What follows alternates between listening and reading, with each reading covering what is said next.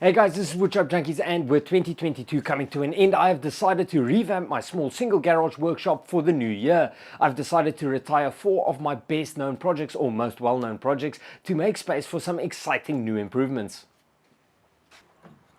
So, as many of you following this channel would know, over the last 5 to 6 years, my hobby has turned into a passion that I practice here in my small single garage workshop at my house. But after 5 to 6 years of improvements and making the most of my small space, I have eventually run out of space. So it is time to reevaluate the way I do things. Now, although I always design my projects with multifunctionality and space saving in mind because I have a small workshop, now that I've practically used them for a couple of years, I've been able to better analyze how effective they are and ways to improve them. So in this video, I'm going to be taking those projects apart and discussing the weak points and strong points I have identified and how I hope to improve the project with version 2. If you stick around to the end of the video, I'll also talk about my personal life and how it affects my channel and what my plans is for 2023. So the first project I'm going to be retiring from my workshop is my small parts storage and organizer unit. The small parts storage and organizer unit was the first shop storage unit I built when I moved into my current workshop almost 4 years ago. The idea was to give me a single unit to store all my smalls with easy access. And the beauty of this project was the cleat handles that allowed me to move the boxes around the workshop while using its contents. So right after I posted this video, people started commenting about the fact that it must be a nightmare having to sift through all these drawers to find what you're looking for, which is a reasonable argument, but not a problem I have experienced, because the things I use more often, I tend to remember which drawer they are in. The problem comes when I store something that I don't use that often, and sometimes I completely forget I own it because I don't see it when I walk past the unit. It's basically hidden. I have actually been in a situation where I went out to the hardware store to buy something for a project I was working on, and it actually was stored here in a drawer. I just completely forgot about it.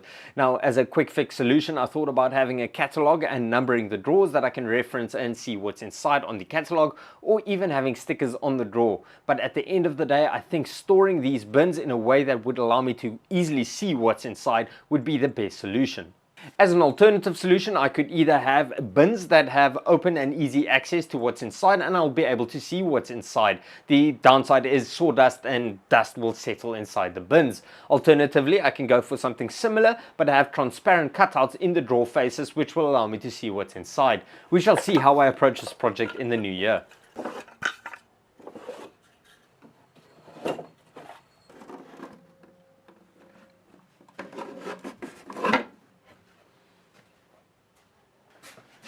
Okay guys, so my next project I'm going to be retiring is my fold down roof shelf.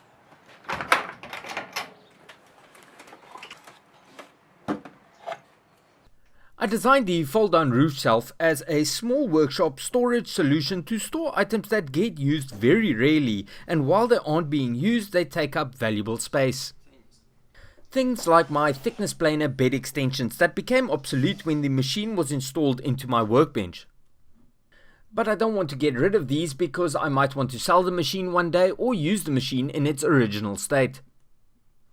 The fold down roof shelf is still till date my best performing video, and I think it's a pretty cool project because it does exactly what it's designed to do. The reason why I never took it any further or made plans available is because I think there is a degree of risk involved for the operator. If the operator doesn't exercise full control over the unit while closing and opening, it could come down uncontrollably and cause bodily harm. So if I ever do a version 2 of this project, it will need to have a soft open and soft close feature where the operator can simply push it closed or push it open and not have to carry the bulk of the weight while doing so. A version 2 of this project will also need to be lighter. This one's made mostly out of 3/4 inch or 18mm pine plywood, which is unnecessarily heavy. So version 2 needs to be lighter and safer. But that's not why I'm removing this one. The placement of this project is actually clashing with my vision for 2023 for the layout of my workshop, and that's why I'm taking it down.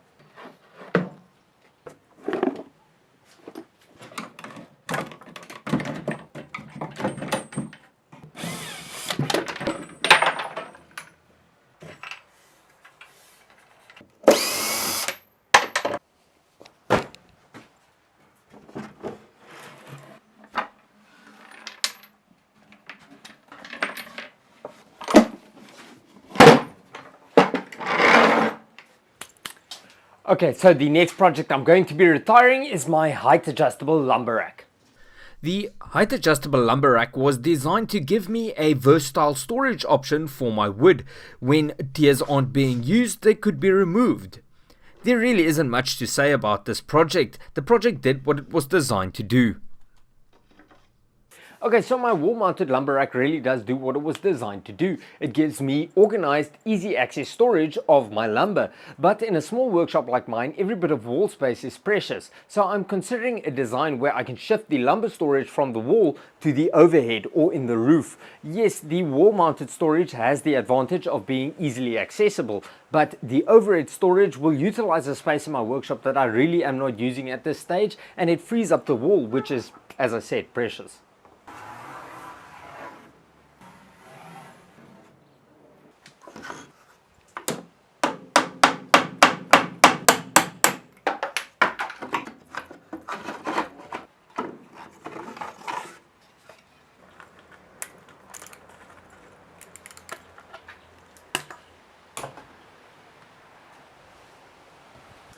Okay guys, so the fourth and final Woodshop Junkies project to be retired in 2022, and this is a big one because it's pretty much the cornerstone of my woodworking operation, my hobby and my channel. And that project is my all-in-one woodworking workstation. The all-in-one bench has been a critical part of my woodworking journey by opening up the scope of ability of my small workspace. It was also the project that gave this channel some traction and allowed it to show some promising growth. Honestly, my hobby and my channel would probably not be where it is today if it wasn't for the time and work I put into designing and building this bench. But after all the years using this bench, it is time to retire it to make space for version 2. Now, there are quite a few reasons why I decided that it was time to retire this project for an upgraded version. When I designed this, I was renting and I wasn't able to utilize the walls to store smalls like I am now. For the new version, I am going to focus on the machines and to get maximum functionality out of them. Another drawback of my current design is its size. I think I made it too big, so it kind of hinders me when I need to move around it. If I don't have anything up against the walls, it's not a problem, but the moment I start stacking against the walls or fixing something to the wall, it becomes a bit awkward. So my new design is going to be modular. It's going to be more dynamic, so it can adapt to whatever I'm building. I also want to swap out some of my machines. This bench was designed specifically for the machines that I have in it right now. And though these machines have served me well, I want to upgrade some of them. Most notably is replacing the little contractor type table saw I'm currently using with a larger cabinet type saw. Now, first prize would be the Watkin burr screen I recently restored, but due to the energy situation in this country and the rolling blackouts, I might be looking at a more energy efficient modern machine, but I really am still deciding before I make up my mind. Besides that, over the years using this bench, I have thought of many little mechanisms that I would like to implement to increase functionality of the mechanisms, like adding gas struts to the folding mechanism on the miter saw, and I would like to implement these with version 2. Other components of the bench have become obsolete, like the compressor storage or the centralized dust collection. My new setup will likely use an overhead dust port that will be interchangeable between machinery.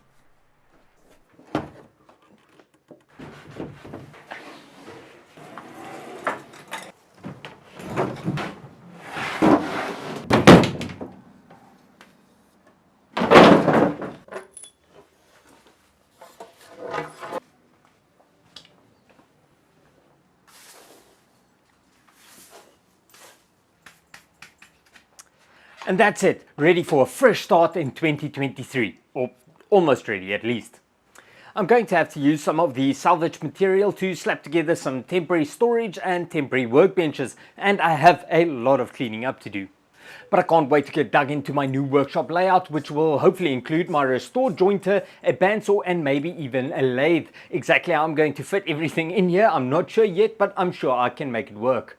Then some of you guys are probably waiting for an update on my new plans website. Now, the new guys I got involved are growing into their roles nicely, and I'm confident that the new year will bring some exciting growth and an increase in post frequency. But if you guys want to stay up to date with the website and its development, you can check the link in the description of this video.